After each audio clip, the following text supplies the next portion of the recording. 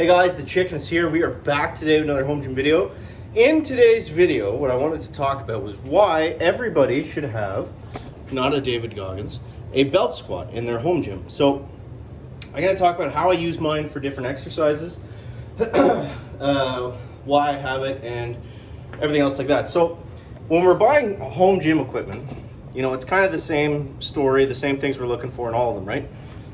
Stand back here a little bit. So the most important thing is going to be size, cost, and versatility.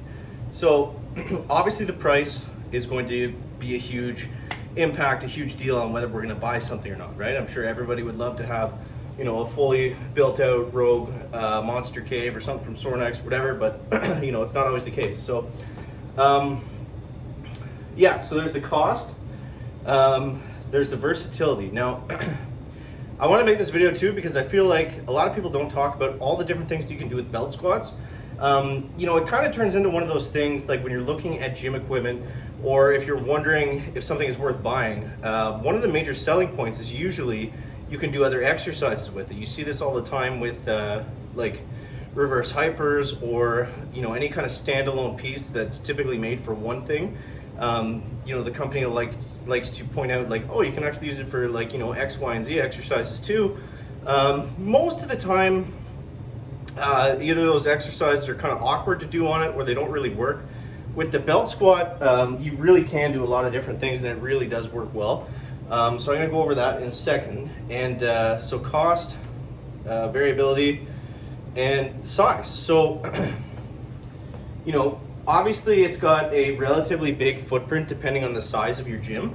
You know, if you're in a garage or a basement, which is typically where all home gyms are, you're probably not going to have that much of an issue getting it in. If you're in like, you know, a really confined space, then obviously, you know, you're going to have some issues there. But that being said, I mean, it's a great secondary piece for all the reasons we're about to talk about. But, you know, if you have a squat rack and a belt squat, I think you can really accomplish a lot of stuff just with those two things. So yeah.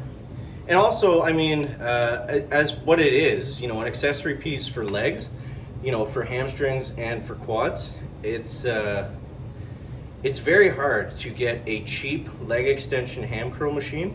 Those are also the only two exercises you can do on those. A leg press, a hack squat, you know, some of those things really start to get up in price depending where you go. And they're only made for one thing. So let's just show you what I've got here. Now I've actually made a video on this before. If you're not new to the channel, we're going to go over some of the same stuff. But obviously you can do belt squats with it. That's going to, you know, work your legs primarily and your hips. But you know, you can do a lot of other stuff with it too. So I've got this handle just clipped in right here. So you can do deadlifts with this. You can do rows with this. You can do curls with this, and they work great. There's no issues with it at all. So what I've done here with mine to really open up some other options is you can see in the ceiling up here, and you could easily, you know, hook one of these up anywhere. It's just simply a little pulley. I've got it wrapped up around some ductwork right now, but yeah, I mean, basically all you have to do is just simply attach this into the belt squat, and away you go. You've got you know, your one end hooked down here, and then I actually forget how I have this set up. I'm having a bit of a brain fart at the moment. But yeah, anyway, so you can hook that up, and that's going to allow you to do rows. That's going to allow you to do tricep push downs, and you can basically do anything you want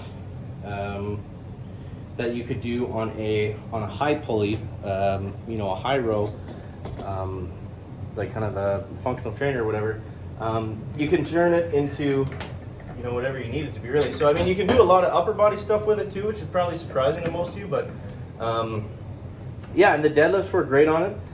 And you know, I just feel like for the price too.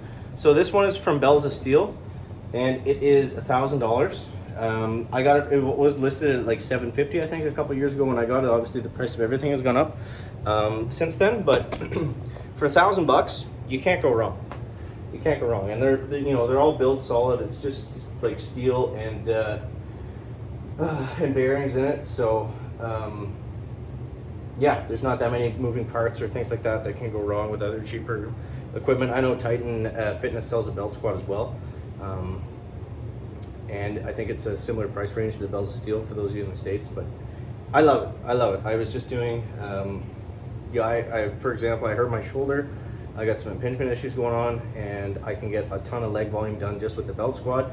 Takes the pressure off my upper body, obviously, and it's it's just something nice that you can mix in from time to time, or you can do all of your accessory work on it if you want to. So that is why everybody in the world that has a home gym should own a belt squat, in the chicken's opinion. Do you agree? Do you disagree?